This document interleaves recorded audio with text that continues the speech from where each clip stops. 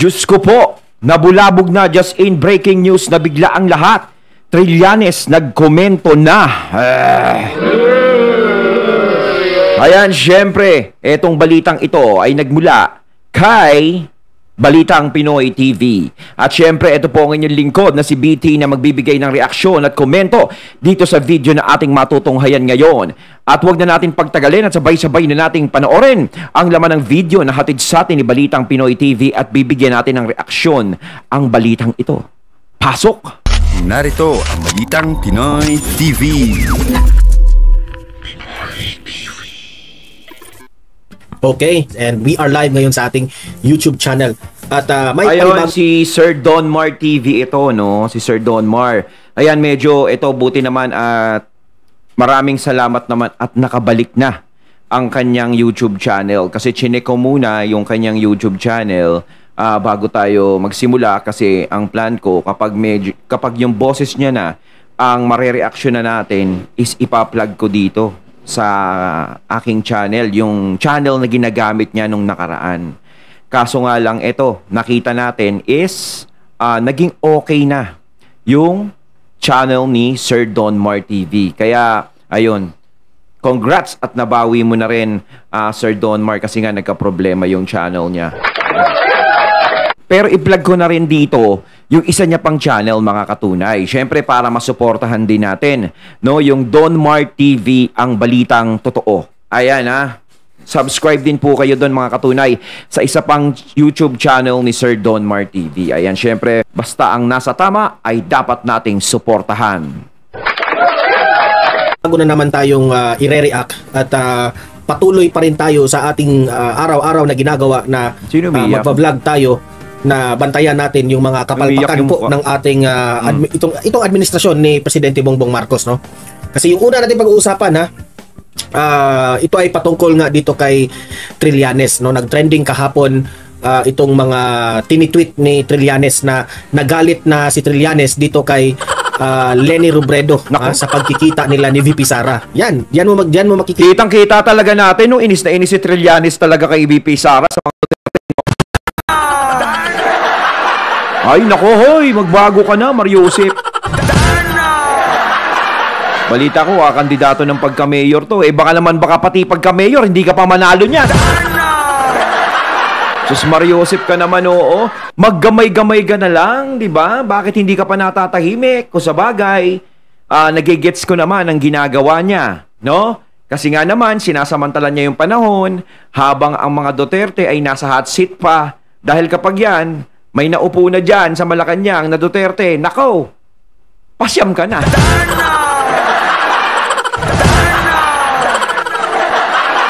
Kita na ang ugali ni Trillanes, nagalit siya kay Leni Robredo. Libos ko yan So, yan ang unang nating pag-uusapan. Pangalawa nating pag-uusapan ay ito ngang si Mabilog, no? Na Mabilog. Parang sabi niya na nakakuha siya ng hustisya sa administrasyon ni Marcos. And, yan ang paniniwala niya. Dahil dito, tiwalang-tiwala siya sa administrasyong Marcos na mabigyan po siya ng hustisya. Okay? So yan, pag-uusapan din natin, magre-react rin tayo sa kanyang mga sinasabi. Okay? Kilala naman natin ito si Mabilog na galit si former President Duterte dito sa involvement niya sa ipinagbabawal na gamot. Okay? Protector di umano itong si Mabilog.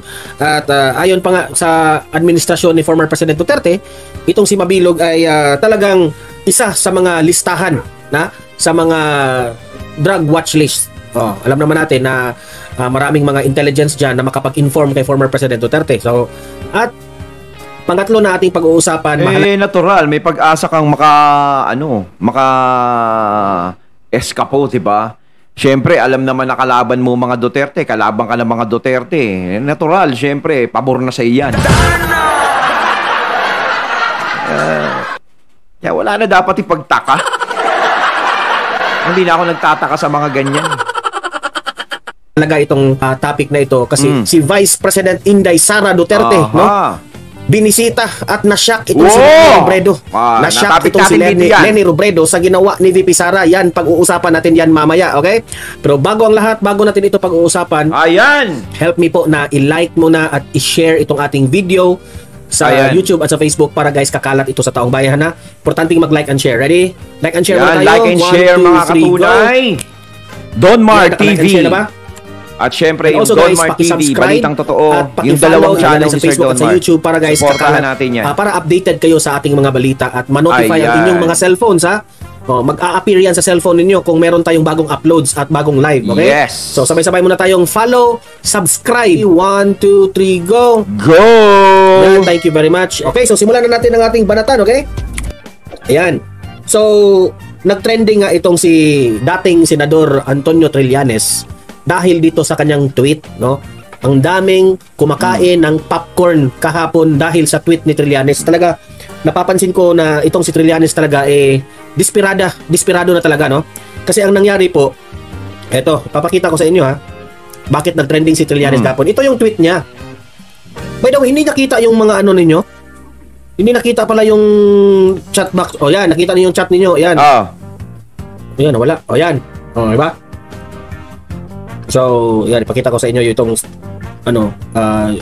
yan. Ito yung nag-trending kahapon. Itong si Trillanes, di ko maintindihan bakit nagalit siya dito kay dating Vice President Lenny Robredo. Nagalit siya dahil nagkita raw itong si Lenny Robredo at si VP Sara na sa tingin niya may ano daw siya, may nakapagsabi sa kanya na hindi po 'yon impromptu o spontaneous. Hindi raw 'yon na bigla ang pagkita ni VP Sara at ni Lenny Robredo, kasi kung matatandaan natin, ang sabi ni Barry Gutierrez, wala na raw option itong si Lenny Robredo kung hindi makipagkita kay VP Sara dahil biglang tumawag raw si VP Sara na paano na kami? Papunta na kami sa bahay nyo, Lenny Robredo. O ganun raw yung nangyari ayon kay Barry Gutierrez. Pero si Trillanes, hindi siya maniniwala doon. Kasi raw may nakapagsabi sa kanya na days before, ito raw si Lenny Robredo nagpapalinis na sa kanyang bahay kasi meron na talagang appointment na magkita si VP Sara at si Lenny Robredo. Di umano. So, ang iniisip dito ni Boss Trill na hindi siya naniniwala na napadaan lang si VP Sara or what dyan kay dating former VP Lenny. Diba? Si Madam Lenny natin yan. No, hindi siya naniniwala.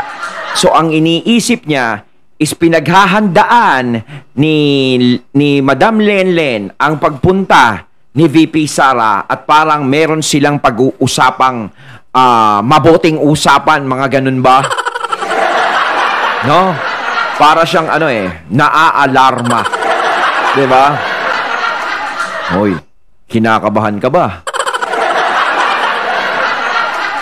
Naku siguro naman wala namang masama dyan kung sakasakaling dumalaw man si VP Sara kay Madam Lenlen. Diba? Siyempre, ayan yung nagpapakita na wala silang tinatanim na galit sa isa't isa. 'Di ba? Hindi katulad mo. Mario Josep, tatanda ka na't lahat-lahat galit ka pa rin sa Duterte. Mario Josep, magpapasko na, magbagong buhay na, Boss Trill. Yan ang sabi sa kampo ni Trillanes. So, hindi siya maniniwala na impromptu yon o spontaneous yon ang pagkikita ng dalawang Vice President at dating Vice President. Big deal na sa kanya kanya yun. Tahol ng tahol ngayon dahil naiinsulto raw ang mga kakamping. Ito yung sabi niya ha. Hindi niya actually, sa madaling salita, hindi niya nagustuhan ang pagkikita ng dalawa. Okay? Sabi dito sa kanyang tweet, ito ay in-address niya kay Lenny Robredo ha. Sabi ni Trillanes, Ma'am Lenny, gusto nga naming ipa-impeach si Vice President Sara. Tapos binastos pa niyan si Senator Riza Hontiveros. Bakit mo pa minute? Are you siding with her? So galit siya. Ibig sabihin, tinatanong niya si Lenny Robredo, bakit ka nakipagkita, Lenny Robredo? Binastos si Risa Hontiveros. Sandali lang, no? Eto si Boss Trill talaga hindi mo maintindihan eh. Boss Trill, nakipagkita si Madam Lenny kay VP Sara. Si VP Sara nakipagkita kay Madam Lenny. No? Anong masama doon? No? Kahit siguro dati silang magkalaban, hindi naman masama siguro na sila ay magkita muli at magkahuntahan. 'Di ba? Eh malay natin, gusto nila ng kapayapaan, gusto nila ng pagkakaisa. Kaya hindi umuunlad ang bansa natin kasi may mga taong katulad mo ang isip. 'Di ba? Dakdak ka ng dakdak tungkol sa pagkikita ni Madam Lenny at VP Sara doon sa Naga. Pero bakit hindi ka nagdadadakdak nung Ha? Bakit ka nakipagkita? Umandar. Bakit hindi ka nagdadadakdak nung ang dilawan at ang administrasyon ay nagkakapalagayan ng loob? Dilawan yun, ha? Siyempre, alam naman natin kung kanino ka nakapanig, Boss Trill. Bakit hindi ka umaapila doon? Alam mo naman, ang dilawan ay kalaban ng mga Marcos since day one. Bakit hindi ka nagsasalita doon? Eh di dapat nagsalita ka din doon. Hindi lang kay Madam Lenny ka nagsasalita ng ganyan. Pwede mo rin namang sabihin, ang daming pinahirapan ng mga Marcos nung martial law, tapos makikipag-alyansa tayong mga dilawan sa mga Marcos. Bakit hindi po kayo nagsalita ng ganon? Tapos eto kay Madam Lenny, nagkita sila ni VP Sara, pinaunlakan ni Madam Lenny, no? Is minamasama mo kung ano-ano na yung iniisip mo. Diba? Oh, nagsalita si PBBM, wala nang kulay-kulay, wala nang ganto-ganto, lahat dapat magkaisa. Ayaw mo ba ng ganyan? Wala nang kulay-kulay, ha, Boss Trill? Wala nang kulay-kulay? Wala nang taniman ng galit? Nagkakaisa? Nagkakasundo? Gusto nyo ba lagi magulo? Kaya hindi umuunlad ang politika sa Pilipinas kasi ang pag-iisip nyo ay para kayong mga bata. Di ba parang sabihin, uy, kaaway natin yan, ha? Huwag mong papansinin yan. Inaway si ano niyan. Ha? Dapat kaagalit natin yan. Diyos ko naman, sir. Alam ko naman, mataas naman po siguro ang pinag-aralan nyo. Hindi kayo makakarating sa ganyang posisyon kung mababa ang pinag-aralan. Tapos ganyan po ang naiisip ninyo. Parang napaka-unprofessional naman po ng ginagawa ninyo, sir. Parang mali na po, sir! Nagtatanong si Trillanes kung kumakampi ka ba kay Vice President Sara Duterte. Yan ang interpretasyon, ha? Yan ang sabi ni Trillanes. Tinatanong niya si Leni Robredo. Grabe, ha? Ako rin, ha? May tanong nga, Leni Robredo. Are you siding with her ni VP Sara? Kasi yan ang tanong ni Trillanes sa iyo, eh. Di ba? Ayun, dapat sagutin ni Madam Lenny yun. Kumakampi ka na ba kay VP Sara? Ito pa. Now, to the diehard pinks. Ito, ha. Tinarget ni Trillanes itong mga supporters ni Leni Robredo. Ito yung sabi niya, si Trillanes sa mga kakampings. Now, to the diehard pinks. VP Lenny should not be beyond criticism. Di ba? Kahit saan mo tingnan, mali ang pakikipag-meeting niya kay Sara. So, parang talagang sinabihan niya ang mga supporter ni Leni Robredo na maling-mali raw yung ginagawa ni Leni Robredo. So parang ini-impluwensya niya yung supporter ni Madam Lenny. Na parang ang pinapalabas niya rito is nagtatraidor si Madam Lenny. Ganun na din yun, di ba? Parang ganun na din sinasabi, pinupunto. Di ba? Buti pa si Madam Lenny, no, nakikita mong ganyan, no, napapag-isipan mo ng ganyan. Pero yung mga dilawan, nakabrudge mo. Di ba?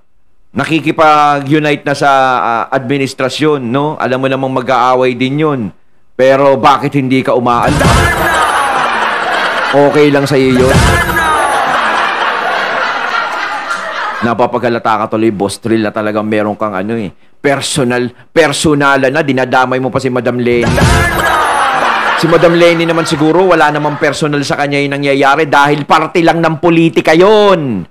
Diba? Ikaw naman, sineryoso mo na. Baka pati yun na ba natutulog ka naiisip mo pa rin ng mga Duterte. Grabe naman, sir. Huwag naman ganyan. Bakit ka nakipagkita kay VP Sara? Oo. Sinabihan niya ang mga kakamping para magalit ang mga kakamping kay Leni Robredo. Yun, na maling-mali talaga yung ginawa ni Leni Robredo. Yun. Bakit siya nakipagkita? Yan ang gustong iparating ni Trillanes. Sabi pa dito, sabi ni Trillanes kung ayaw niya talaga, ina-address niya ito kay Leni Robredo. Kung ayaw niya talaga, hindi mangyayari yung meeting na yan. So ikaw pala ang ginawang salarin ni Trillanes, Leni Robredo. So ang ibig sabihin nga naman dito, kung ayaw ni Madam Lenny na makipagkita kay VP Sara is magagawa niya. Kung ayaw, may dahilan. Kung gusto, may paraan. Hindi naman siya ganun kabastos siguro. 'Di ba? Isipin na lang natin.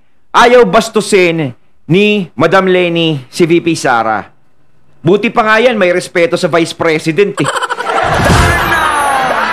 Yung iba nga walang respeto, Vice President na hindi pa nire-respeto, inaangasan. Diba? Parang sinabi ni Trillanes na yung pagkikita ni Leni Robredo at ni VP Sara, ginusto ni Leni Robredo. Yan ang sabi ni Trillanes. Okay?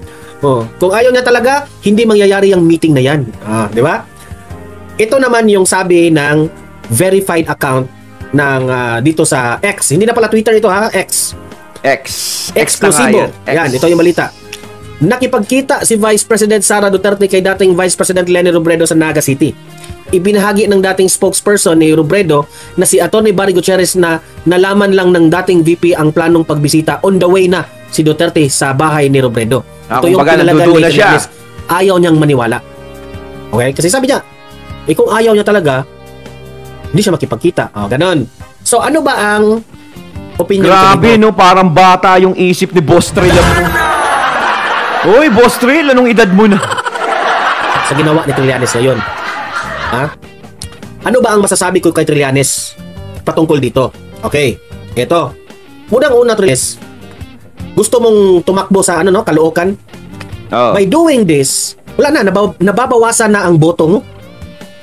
Instead na iboboto ka ng mga kakamping, instead na iboboto ka ng mga pinklawan, mababawasan ang boto mo. Kaya nga pati sa Caloocan, baka mamaya maano rin siya, matalo rin. Hindi niya kasi iniisip kung ano yung mga pinaggagawa niya, Mario Joseph. Sabi ka iniisip niya, hindi naman ako tatakbong senador, mayor lang naman ako Caloocan. Baka mamaya may endorse yung mga Duterte dyan. Tinatarget mo si Leni Robredo, talagang galit ka galit ka kay Leni Robredo, tinatarget mo, so hindi ka na iboboto ng mga pinklawan. So, wrong move. Kung ako pa sa inyo, Trillanes, nanahimik ka muna. Talagang nanahimik ka. Karapatan yan ni Leni Robredo na makipagkita kay VP Sara. Hindi niya dapat kontrolin si Madam Lenny kung ano yung desisyon ni Madam Lenny. Diba? Gusto niya makipagkita Diba? Ayaw niyang bastusin si VP Sara Kasi parang ang gustong palabasin ni Boss Trill dito sa nangyayari, galit kami dyan. Galit ako dyan. Kailangan galit ka rin. Bakit? Hila mo ba buntot ni Madam Lenny? Hila niya ba buntot? Diba? Para kang bata, sir. Hindi dapat ganun. Bakit ka magagalit sa kanya? Hindi naman ikaw si Leni Robredo. Si Trillanes ka. Oo. Diba? Sabi mo, di kung sa'yo bibisita si VP Sara, halimbawa, Boss Trill, bibisitahin ka niya, di ikaw ang huwag makipagkita. Pero paputol ko isang pundaliri ko kapag nakipagkita sa sa'yo. Na ang mga pinklawan, hindi naman lahat ng taong bayan ang mga pinklawan, ang mga kakamping, gustong ipa-impeach si VP Sara. Diba? Tapos binastos pa si Riza Hontiveros. Yun ang reasoning mo. Yun ang reasoning mo na hindi dapat makipagkita si Leni Robredo. Alam mo, Babaw? Trillanes, maling-mali ka dun.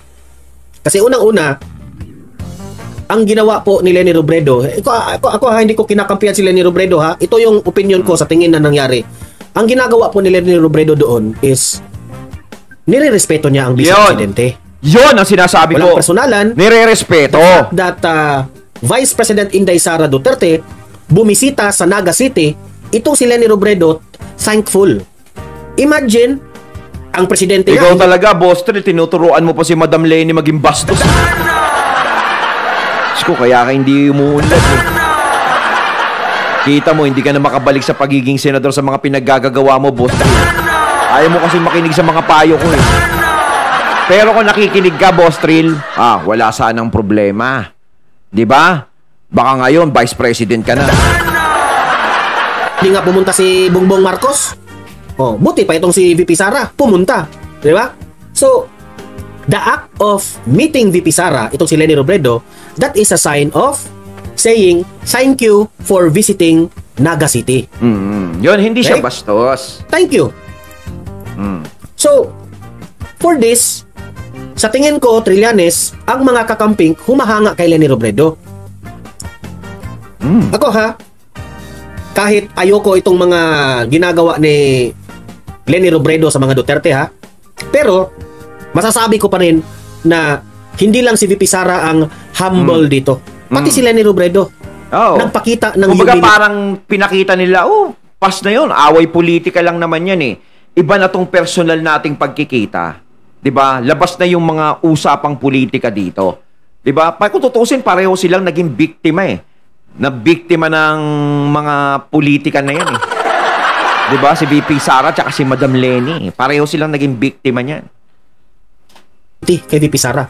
Magkaaway sila sa politika. The fact na, sige, let us say na si VP Sara, ininsulto niya si Riza Hontiveros by saying, hindi ko nirerespeto si Riza Hontiveros, di ba? Sabi yan ni VP Sara. Nung time sa budget hearing din sa Senate, di ba? Sinabi ni VP Sara na si Senator Riza Hontiveros namumulitika, di ba? Galit ka doon, Trillanes. Pero, ano yun eh? Si Boss Trill naman eh, si Honti nga, close sila ni PBBM, bakit hindi ka nagsasalita? Hindi mo sinasabi, bakit dilawan ka, di ba? Dapat hindi ka sumisimpatya dyan, kaaway ni Cory, kaaway ng mga Aquino ang Marcos. Yun eh, trabaho ni VP Sara na ipagtanggol niya ang kanyang sarili. Ayun, at ating natunghayan ng video na nagbula kay Balitang Pinoy TV at syempre natunghayan din natin ang boses na yon na nagbula kay Sir Don Mar TV. Yun ang binigyan natin ng reaksyon. So, kayo mga katunay, anong masasabi nyo tungkol dito sa video na ating natunghayan ngayon? Comment lang po kayo sa comment box. So once again, I'm BT and I'm out. Peace.